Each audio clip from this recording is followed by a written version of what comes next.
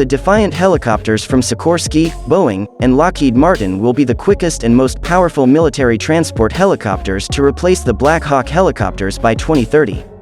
During trials at the end of January, the Defiant helicopter flew in a zigzag pattern while carrying a 1.5-ton external load at speeds of up to 185 km per hour. The helicopter's ability to fly at an inclination of 20 degrees while carrying external weights was also tested. The Defiant helicopter, like most other helicopters, has an odd design.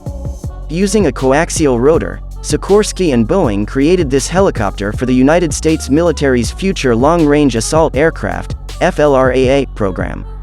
In 2022, the two firms working on Defiant helicopters appear to have gained momentum, with Honeywell announcing last week that it will supply engines for the helicopter. Meanwhile, testing of existing prototypes continues. When it was first unveiled in 2019, the Defiant helicopter prototype has a top speed of 426 km per hour. That speed already exceeds the maximum speed of the Black Hawk chopper, which is 357 km per hour.